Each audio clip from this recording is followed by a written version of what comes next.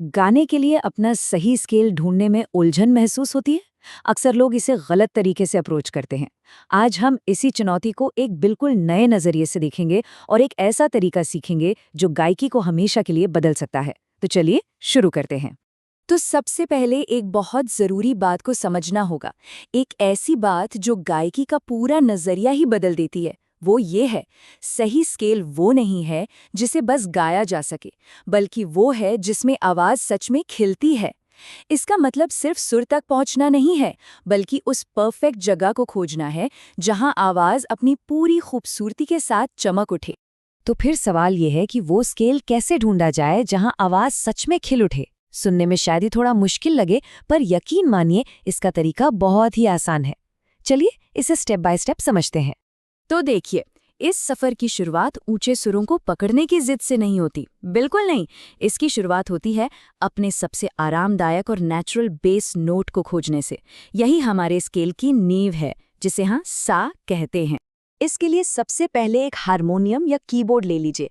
अब एक एक करके सुर बजाइए और उस एक नोट को ढूंढिए जिसे गाते वक्त सबसे ज्यादा सुकून महसूस हो। याद रखिए, इस पर जरा सा भी दबाव या खिंचाव नहीं होना चाहिए। यही आरामदायक नोट हमारे स्केल का आधार है। यही है हमारा सा। चलिए एक उदाहरण लेते हैं। मान लीजिए कि सी नोट गाते समय आवाज सबसे ज्यादा नेचुरल और आरामदायक लग रही है, तो इसका सीधा सा मतलब है कि हमारा नेचुरल स्केल सी है। बस इतना ही सिंपल है। यहीं से सब कुछ शुरू होता है। अच्छा, तो अब जब हमें अपना बेस नोट मिल गया है, तो अगला कदम क्या है? अगला कदम है अपनी आरामदायक गायन की सीमाओं को समझना। मतलब ये पता लगाना कि हमारी आवाज बिना किसी भी तरह के तनाव के कहाँ तक आसानी से जा सकती है। अब करना ये है कि अपने बेस नोट सा से शुरू करके धीरे धीरे स्केल में ऊपर की ओर गाइए। सा, रे, गा, मा और फिर वैसे ही वापस नीचे आइए।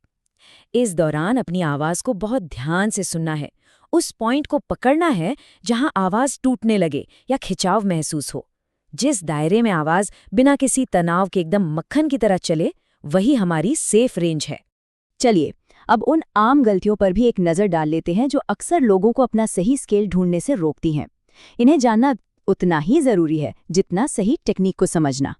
दो सबसे बड़ी गलतियां हैं जिनसे बचना है। पहली, ऊंचे सुरों के लिए जबरदस्ती करना, और दूसरी, किसी दूसरे गायक की स्केल को कॉपी करना, क्योंकि हर आवाज अलग होती है, यूनिक होती है। इसके बजाय फोकस इस बात पर होना चाहिए कि आवाज कहाँ सबसे ज्यादा आरामदायक और साफ महसूस हो रही है। अब आते हैं एक बहुत ही मजेदार और आसान 30 सेकंड टेस्ट पर।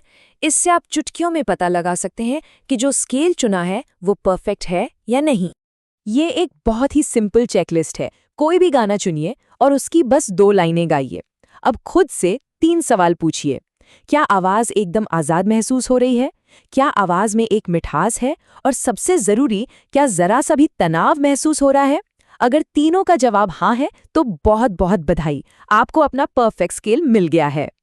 तो इन सभी स्टेप्स को समझने के बाद हम वापस घूमकर अपनी सबसे जरूरी बात पर आते हैं कि आखिर गायकी का असली लक्ष्य क्या होना चाहिए।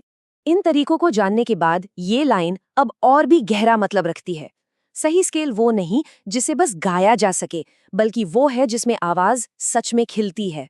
अब ये सिर्फ एक विचार नहीं है, बल्कि एक हकीकत है जिसे हासिल किया जा सकता है। तो हमेशा याद रखिए, गायकी का असली लक्ष्य आवाज को खिलने का मौका देना है, न कि उसे किसी गाने में जबरदस्ती फिट करना। जब सही स्केल मिल जाता है तो गायकी मेहनत नहीं, बल्कि एक खूबसूरत एहसास बन जाती है।